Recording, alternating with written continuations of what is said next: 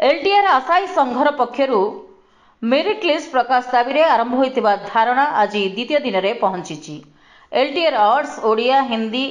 और संस्कृत विषय शिक्षक आशायी माने एही आंदोलन में जोग दैछंती। आंदोलन में जोग दैथिबा अनेक महिला आशायी माने असहाय परिस्थिति रे रास्तार रात्रि यापन करुवा देखा मिली। आशायी मानक अभियोग अनुसार ओएसएससी पक्षर पुनः भिन्न आश्वासन दि जाइथिले मध्य मेरिट लिस्ट प्रकाश न हेबारु सेमाने मानसिक जंत्रणा भोगुछंती। आशायी माने स्पष्ट करिसंती जे पर्यंत एलटीआर मेरिट लिस्ट प्रकाश हेबो नहीं से पर्यंत सेमाने रास्ता कड़े शांतिपूर्ण भाव में अनिर्दिष्ट काल पई आंदोलन जारी रखिबे। माने प्रिलिम टाइम रो जो कष्ट करिसंती पाठ पढ़िसंती मु सेटा फेस करछि, कारण मो वाइफ गोटे टीजीटी आर्ट्स कैंडिडेट बुझले। ये माने जते बेलु पाठ पढ़िसंती ये माने घर भूली जाइसंती, माँ बापा को भूली जाइसंती, निज छुआ पिला को स्कूल छाड़ापी भी भूली जाइसंती, निज हजबैंड ड्यूटी रू आसिले ताको पानी टिके देवाई भूली जाइसंती। ये माने एते कष्ट रे पाठ पढ़िसंती मु एटा को निजे मो आखिरु देखिछि। मो वाइफ जो प्रकार पाठ पढ़ी आज ये माने पाठ पढ़ले एते दूर को आसिले शिक्षित पिला गुड़ा, किंतु आज जाए मेरिट लिस्ट बहुत डिले कर माने मेरिट लिस्ट पब्लिक हो नहीं। माने जो शिक्षक माने शिक्षा देवे तांकटू शिक्षा नहीं करी आईएएस आईपीएस ओएस माने होउछंती लोक बड़ बड़ मनीष होउछंती, किंतु आज जो ए शिक्षक मानकू ए राज रास्ता रे राति रे सोइबा पई सरकार बाध्य करूछंती। ताले आगामी पदक्षेप कोन रहइबा? आगामी पदक्षेप देखंतु मेरिट लिस्ट जो जाए वेबसाइट रे आसीने पिला माने कहीं जीवे ने एठी बसिबे। आउ मु आपन को माध्यम रे मीडिया माध्यम रे मु आमर जो ऑनरेबल चीफ मिनिस्टर अछंती तांको मु मेसेज देबा पई चाहूची। सी गोटे भी शिक्षक थिले, सी गोटे शिक्षकर सम्मान केते रहे तांको जणा अछि। एबे सिना सी मुख्यमंत्री हिजंती माने जदि सी जदि शिक्षकों को सम्मान देवार नहीं शिखबार बोले से मुख्यमंत्री पदटा छाड़ी दिंतु। आउ ए शिक्षक मानकर जो आंदोलन अच्छी जो तांको डिमांड अच्छी मेरिट लिस्ट पब्लिश करिवार सेइतरे हस्तक्षेप करंतु। मुख्यमंत्री को मुझे निवेदन करी। दीर्घ 2 वर्ष है आम सर अपेक्षा कर गोटे जॉब पाइबापी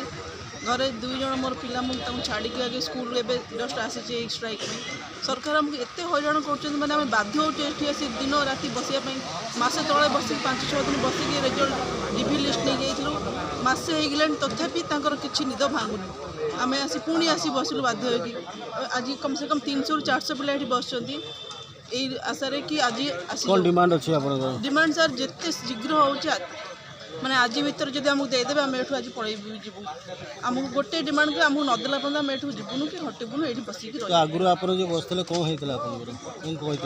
आमर सर आगुरी जो बसीलु आमको जिते थर आम कि एग्जाम आम बसीचु तापर आम डीवी लिस्ट में बसिलु पुणी आम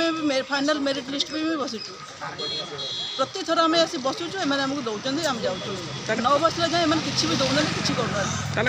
कारण हैरान करा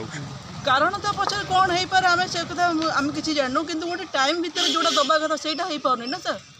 टाइम रो बहुत कम से कम 2 वर्ष 2.5 वर्ष होगलानी वैकेंसी को गोटे टाइम थाए गोटे लिमिट थाए से पूरा क्रॉस कर सब थर एम क्रॉस कर दिया आम बाध्य हो बस। एलटीआर रे टोटाली 9टा स्ट्रीम पर रिक्रुटमेंट बाहर थिला से 4टा स्ट्रीम रो पिला माने आर्ट्स ओडिया आम एक्चुअली आर्ट्स ओडिया को सेग्रीगेट करनु गवर्नमेंट सेग्रीगेट कर आर्ट्स ओडिया हिंदी एंड संस्कृत ये 4टाक स्ट्रीम रो पिला माने बसचंती गोटे कॉमन डिमांड पाई एलटीआर मेरिट लिस्ट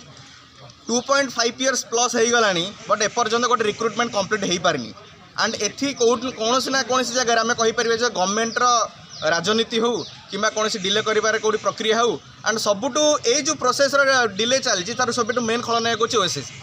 केतबेले कहूँ आम पाखे स्टाफ अभाव प्रोसेसिंग डिले होची केतले कहूँ अन्य किए केस कर दौरान आम से कौन करूँ कहीं जदि रिक्रुटमेंट एजेन्सी जदि किसी कौन सिंगल प्रोब्लेम न से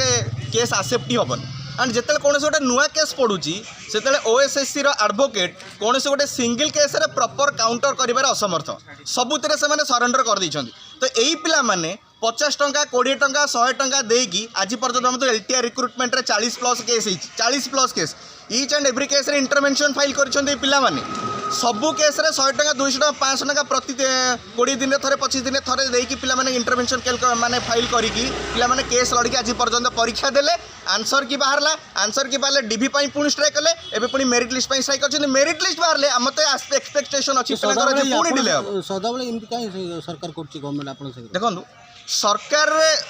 डिपेंड कर गोटे रिक्रुटमेंट एजेन्सी केते जल्दी कंप्लीट करुचे सो दैट से गोटे बाबा नहीं पारे हाँ आम गोटे रिक्रुटमेंट कंप्लीट कर नियुक्ति पत्र से दब जदि रिक्रुटमेंट बॉडी ही से अक्षम थे सठिक भाव काम करने सठिक समय पिला नियुक्ति देवाई सरकार भी कौन करेंगे तो ये प्रथम दायित्व रही सरकार जे